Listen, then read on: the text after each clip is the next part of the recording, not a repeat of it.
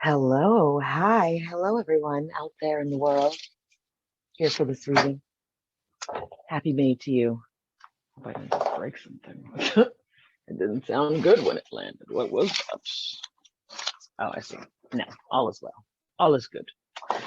So come on in to my little corner and happy May 2nd to you all. Just choosing our decks. And then we're going to get this show on the road. Happy Aj Day to everyone who practices. In fact, let me put some food powder on my head to get right with the world. Hi, cutie. I'm on mute. Hi. It feels like many dimensions since I've seen you. That's accurate. Correct. Let's get into it. Okay, I have a feeling, I have a feeling that May is going to give us some cheeky but appreciative energy. But, let's see what the monthly read is. Let me not jump the gun. All right. Monthly read. Interesting. Monthly read. Oh, it says a rare deck today because it's none of the usual suspects I've pointed to. I already know this guy. Okay. And then the key card. And then the key card is from, okay. Interesting. So our monthly read is going to be from the Next World Tarot, Radical Anarchist, Gender Nonconforming deck that I happen to like a lot, but the cards are really big, like the size of my head, so I never carry these around. So they typically are only read in my altar space. And then another big ass deck I have, which is the Ancient Feminine Wisdom Oracle, which is mostly like Greek and Roman gods and deities and heroines and stuff. And everybody. And this is also a little bigger deck. So this is going to be our key card. And we've had a key card. Last time we had a key card from the Ancient Feminine Wisdom deck, we got Fame. And that was last month. Okay, so we're about to see who's about to come through because Jupiter is going to go into Aries, and that is my natal Jupiter. And I will eat it up. Just ask me once, Spirit, and you got it. Okay, so we're going to do our general monthly read, and we're going to pull the key card. We're going to see what May has to offer, what Taurus and Gemini season is talking about. There are 3 cards here, but let's see if they're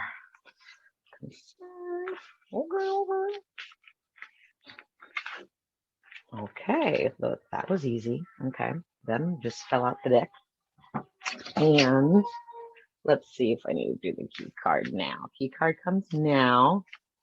So either it's going to unlock the circumstances or it's going to tell us what's keeping it all together. Good, bad, ugly, whatever. All right, key card. Oh, I feel like that's you, but let's see. I know what I know. Okay. So let's get into it, folks. Oh, I see a little message. Hold on. Hi. This is not as intuitive on the app as it should be. Hey, okay, great. Hi. Just make sure. I want to say hello. Okay, great. It's you. Our concern card from the Next World Tarot by Cristy C. Rhodes is the moon. We'd love to see it. You can see we can get in here. There's a doogie. Is that a lobster? Crawfish, lobster, crab. And then we got a bird and we got a femme homie sitting up on the moon, looking at the moon. So we begin in our major arcana. We obviously just had a solar eclipse, new moon in Taurus. With the moon coming in for the concern, I have a feeling that it's going to be an emotional time. When I say it's an emotional time, though, I'll tell you it in this context, and I have to use my own life as an example.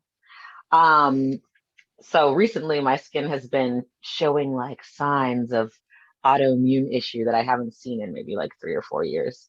And then, unbeknownst to me, I gained a bunch of weight. And I only didn't know that I gained weight because I was wearing something. I went to try something formal on, and none of my formal shit fit. And I was like, "Did I really gain weight?" And I did. I got a thicker than usual, than your average.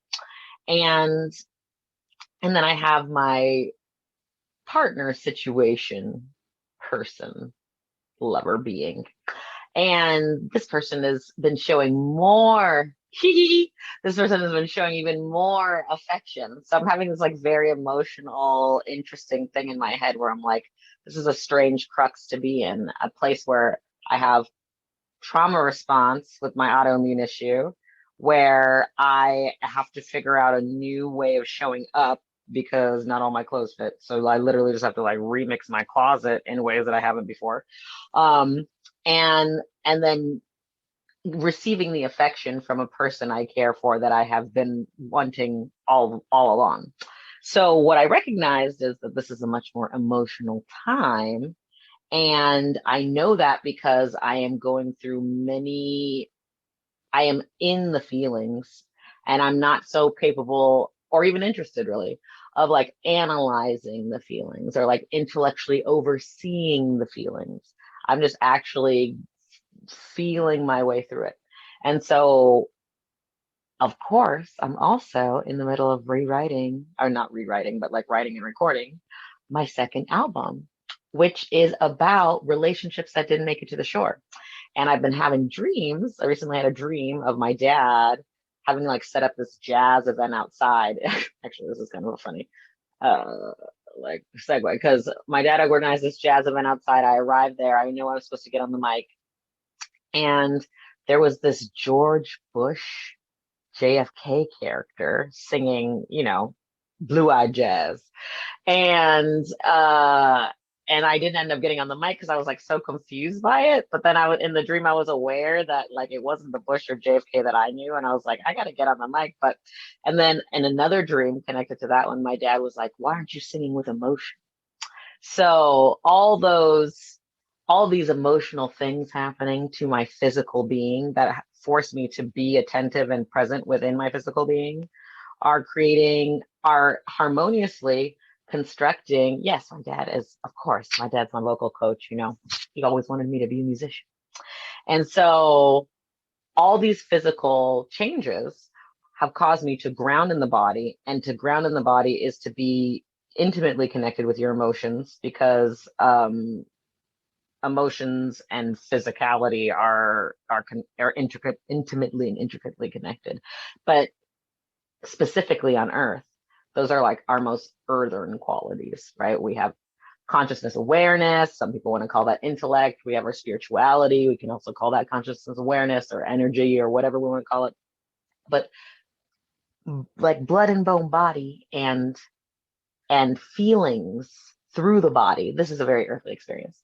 So why I say that is because at sincerity in this period. Yeah, synchronicity, Earth chapter. But sincerity in this period of how we feel and how it is, like the inability to deny that because it is so present in the body. And that's on a singular and collective level, right? So like that can also, of course, on the reverse spectrum, mean that people who are quick to react, who are triggered on the drop of a dime, but who also like launch fully into the emotional response or fully into the physical response. And the physical response isn't just, like getting angry or like having symptoms. It's also disappearing, falling off the face of the earth. Geminis know how to do it best.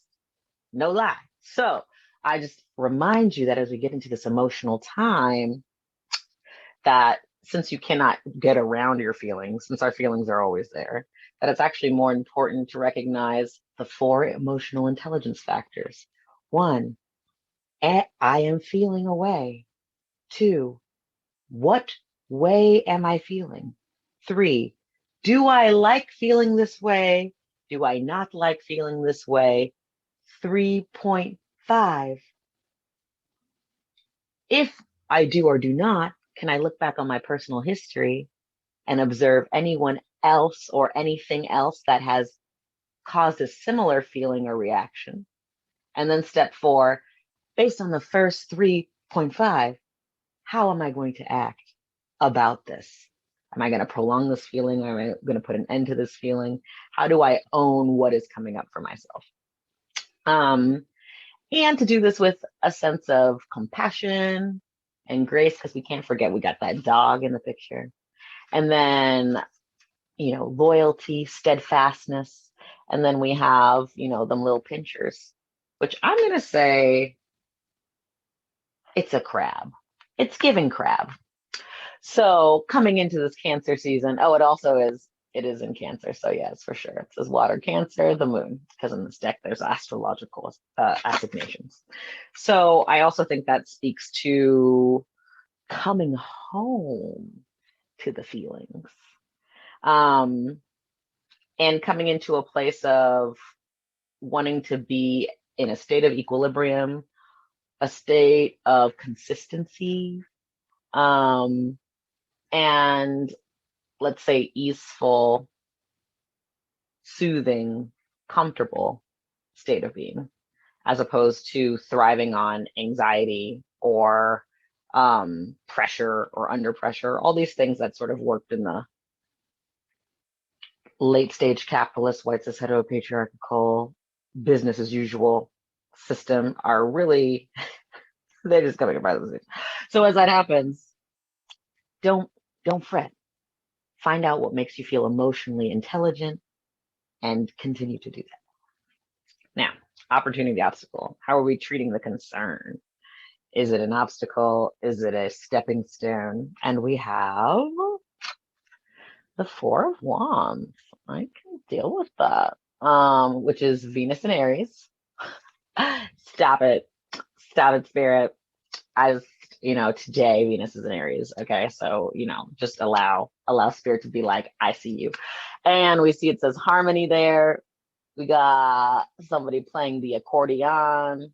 We got the wind chimes chiming in the background. We have trees, and here we have blossoms. So for the 4 of Wands to come after the moon, okay, let's talk multidimensionality, because what this is giving is that if everyone is a world and we have communities and collectives of worlds that are made up of the individual worlds of the people who are in them, and then we have the continental special worlds, right? Like, this is humanity, this is what we are. And then we have the physical world that we exist on, Earth, right? So, really, that was just like the 4 suits. But in this world, there are many beliefs, many perspectives, many definitions, and many positions about what existence is, what humanity is, what people are capable of, what is possible. And I talk about this a lot with quantum energetics, but like, we can actually function in right timing as well as the universe functions in right timing, by, rather than trying to make time irrelevant, because all time exists within the infinite. So it's all there. It's not that it's irrelevant. It's simply that it's more about the way that time interacts than the fact that it exists. So if we're each a piece of space and time, right, and we're figuring out how we connect and collaborate and all these things, then the way to sustain an infinite dance of timing would be to go towards what you are attracted to, that's attracted to you, and go away from what you are not attracted to or what is not attracted to you, right? This is just like natural magnetics. So why I say this is because with the moon, it's getting like, be emotionally intelligent, be transparent and honest to the best of your ability, first and foremost with yourself, and then you'll figure out how to do it with everybody else. But like, do not sweep your feelings into the closet. Do not deny them. process them, be with them, understand that they are as physical as the body, especially on Earth.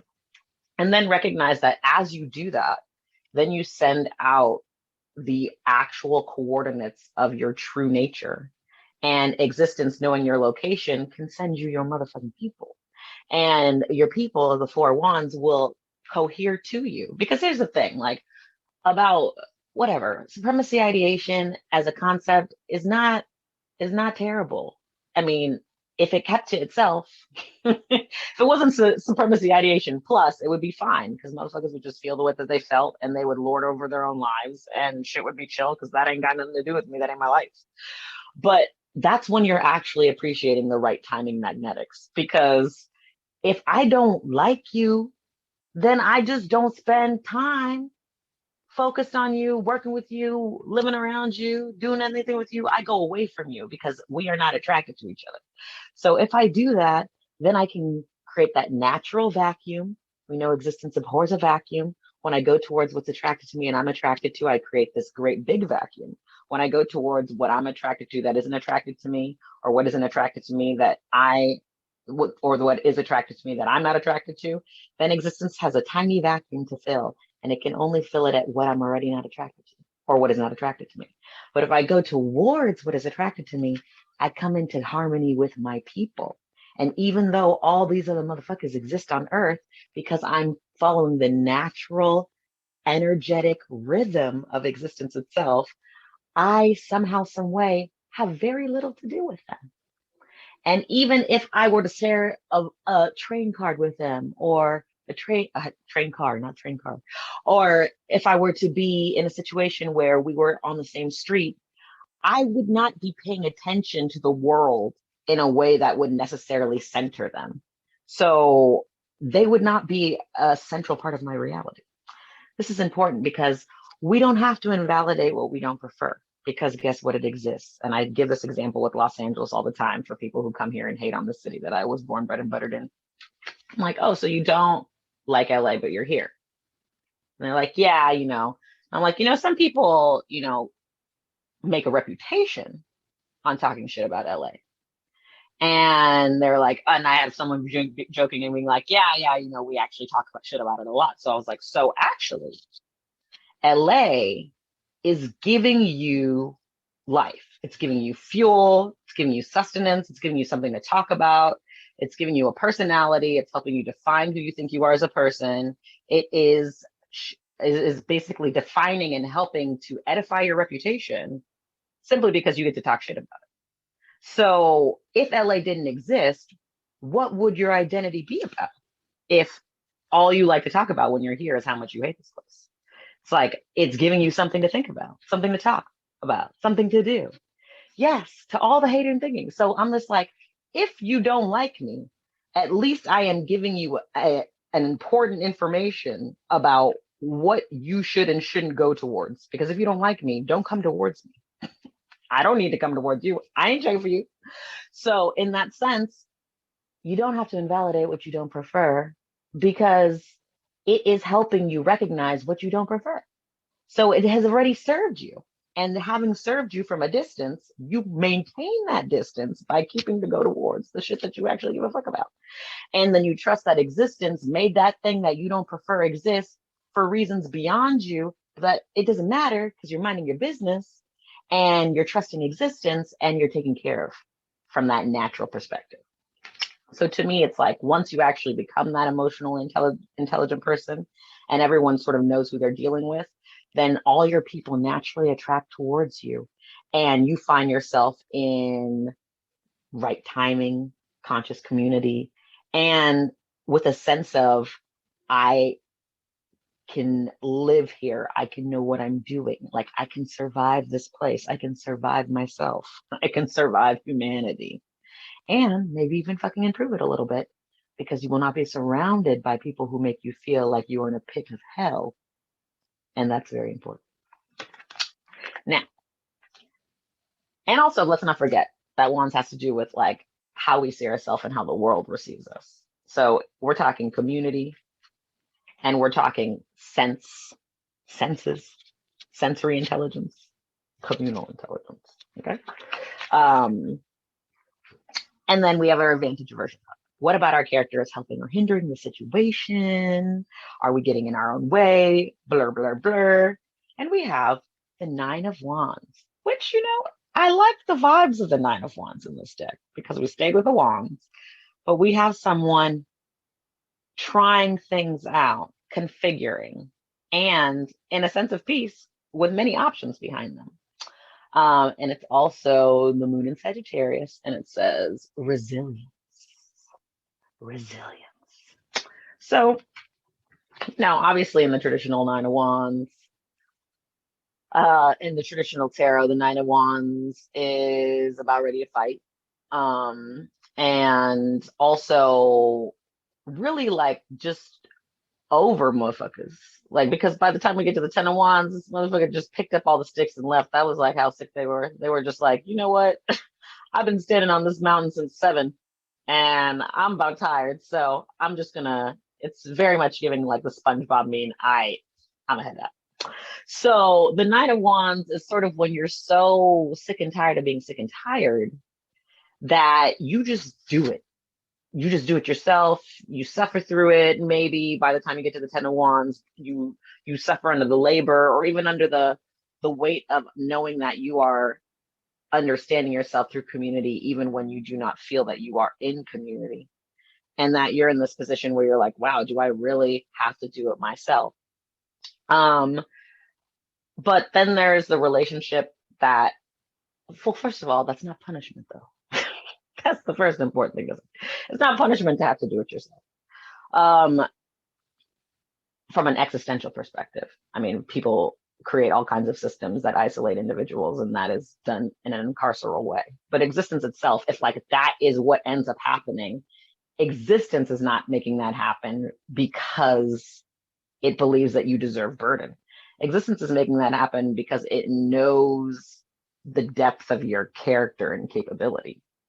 And since it can do nothing inefficient, it would never give anyone anything that they ultimately could not process or sustain.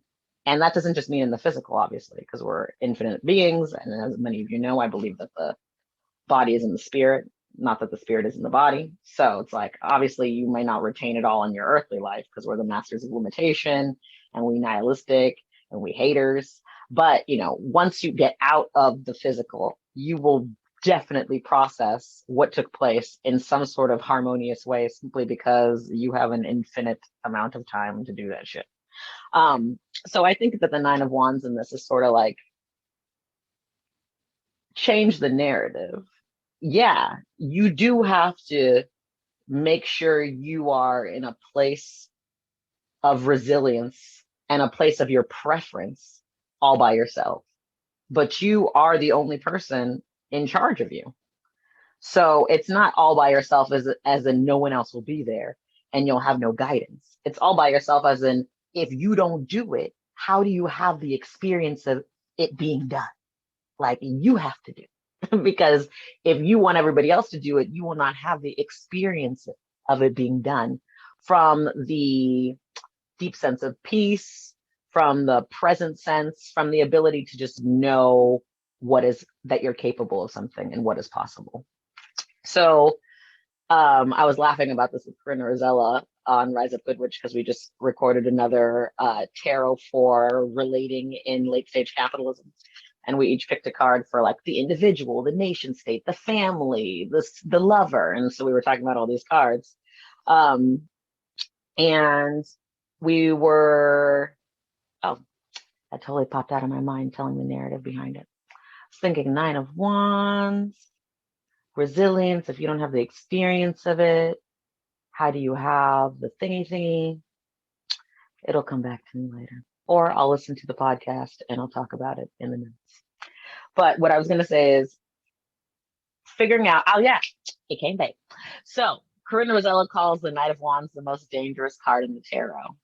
And I love this. But then we were laughing because I was like, well, look at what happens to the wands. It's like you at 2, you're like, I'm going to see the world. You come to 3, people are like, you're like, oh my God, there are people out here who can be like my people. You get to 4 and you're like, I've truly found my community. You get to 5, you motherfuckers is fighting. You get to 6, you won the battle, but not the war. And you are being celebrated, but you're like, oh, after all this celebration, I got to get back to my life.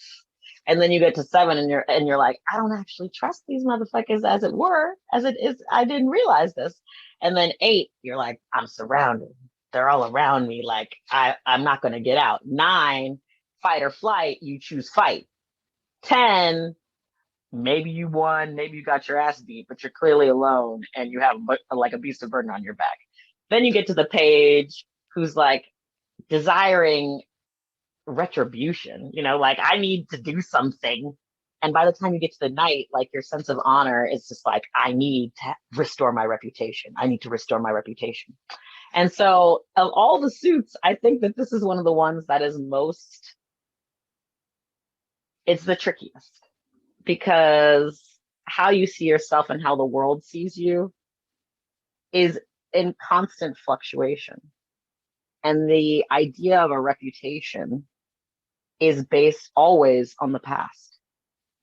So you put yourself in a situation where you are trying to live up, especially in the 9 of Wands and the traditional Rider-Waite, you're trying to live up to an expectation that is already behind you. And you don't need to live up, you need to do up. Like you need to do your life. Living it up is an idea about a narrative, about a story. It's like past tense. But to do is to see what there is and then to figure out what part of that is your situation. So I like that it's the 9 of Wands. I like that it's giving music. Okay. I think that we are going to be getting, of course, when we're in our more emotional center, we get into our more creative center. And that means, all kinds of artistic pursuits and all kinds of creative pursuits, even if that means like you're into, science clubs or Sudoku. Motherfucker, that's still creative. So our key card, and then I'll do some lay of the lands or answer some questions if anybody has them, is from, again, the Ancient Feminine Wisdom Tarot. This is one of the first decks I ever got